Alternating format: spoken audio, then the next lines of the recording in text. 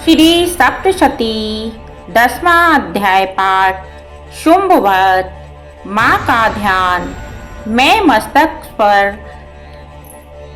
अर्धचंद्र धारण करने वाली शिव शक्ति स्वरूपा भगवती कामेश्वरी का हृदय से चिंतन करती हूँ। वे तपाए हुए स्वर्ण के समान सुंदर हैं। सूर्य, चंद्रमा और अग्नि ये ही तीन उनके नेत्र हैं तथा वे अपने मनोहर हाथों में धनुष, बाण, अंकुश, पाश और शूल धारण किए हुए हैं। ऋषि कहते हैं, राजन, अपने प्राणों के समान प्यारे भाई निशुंभ को मारा गया देख तथा सारी सेना का संहार होता जान शुंभ ने कुपित होकर, दुष्ट दुर्गे, तू बल के अभिमान में आकर झूठ मूठ का घमंड ना दिखा। तू बड़ी माननी बनी हुई है किंतु दूसरी स्त्रियों के बल का सहारा लेकर लड़ती है। देवी बोली, ओ दुष्ट, मैं अकेली ही हूँ। इस संसार में मेरे सिवा दूसरी कौन है? देखिए, मेरी ही विभूतियाँ हैं, अतः मुझ में ही प्रवेश कर रही हैं।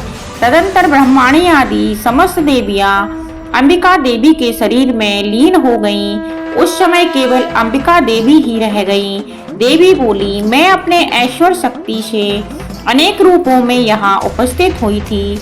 उन सब रूपों को मैंने समेट लिया। अब अकेली ही युद्ध में खड़ी हूँ, तुम भी स्थिर हो जाओ। ऋषि कहते हैं, तदंतर देवी और शुंभ दोनों सब देवताओं तथा दानवों को देखते देखते भयंकर युद्ध छिड़ गया।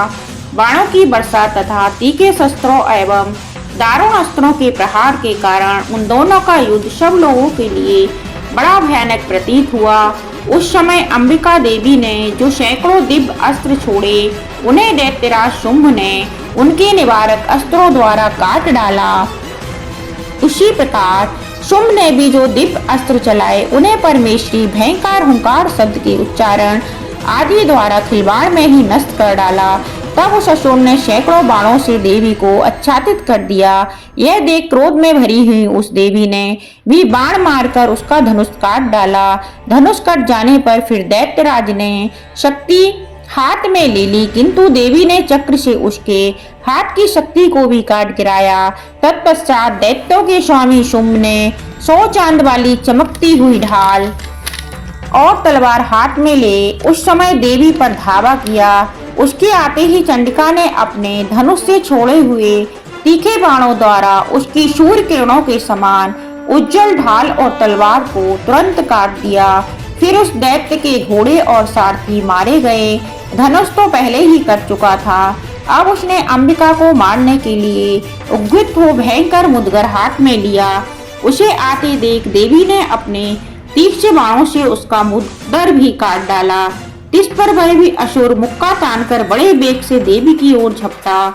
उस दैत्यराज ने देवी की छाती में मुक्का मारा। तब उन देवी ने भी उसकी छाती में एक चाटा जड़ दिया। देवी का थप्पड़ खाकर दैत्यराज शुंभ पृथ्वी पर गिर पड़ा, किंतु पुनः सहसा पूर्ववत उठकर खड़ा हो गया। फिर वह उछला और देवी के ऊपर ले जाकर आकाश में खड़ा हो गया। तब चंडिका आकाश में भी बिना किसी आधार के ही शुंभ के साथ युद्ध करने लगी। उस समय दैत्य और चंडिका आकाश में एक दूसरे से लड़ने लगे। उनका यह युद्ध पहले सिद्ध और मुनियों को विस्मय में डालने वाला हुआ। फिर अंबिका ने शुंभ के साथ बहुत देर तक युद्ध करने के पश्चात उसे उठाकर घुमाया और पृथ्वी पर पटक दिया। पटके जाने पर पृथ्वी पर आने के बाद वह दुष्टात्मा दैत्य पुनः चंडिका का वध करने के लिए उनकी ओर बड़े वेग से दौड़ा। तब समस्त दैत्यों के राजा शुंभ को अपनी ओर आता देख देवी ने त्रिशूल से उसकी छाती छेद कर उसे पृथ्वी पर गिरा दिया। देवी की शूल की धार से घायल होने पर उसके प्राण पखेरु उड़ गए। वह समुद्रों, द्वीपों तथा पर्वतों सहित समूची पृथ्वी को कपाता हुआ भूमि पर गिर पड़ा। तदंतर उस दुरात्मा के मारे जाने पर संपूर्ण जगत प्रसन्न एवं पूर्ण स्वस्थ हो गया तथा आकाश स्वच्छ दिखाई देने लगा। पहले जो उत्पात सूचक मेघ और उल्कापात होते थे, वे सब शांत हो गए तथा उस दैत्य के मारे जाने पर नदियां भी ठीक मार्ग से बहने लगीं।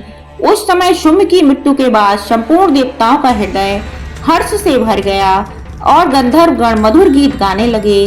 दूसरे गंधर्व बाजे बजाने लगे और अप्सराएं नाचने लगी। पवित्र वायु बहने लगी। सूर्य की प्रभा उत्तम हो गई। अग्निशाला की बुझी हुई आग अपने आप प्रज्वलित हो उठी तथा संपूर्ण दिशाओं के भयंकर शब्द शांत हो गए। इस प्रकार श्री मार्कंडेय पुराण में सर्वाणिक मनवंतर की कथा के अंतर्गत देवी महात्म में शुंभवध नामक 10वां अध्याय पूरा हुआ। बोलो माँ दुर्गा देवी की जय हो, जय हो, जय हो।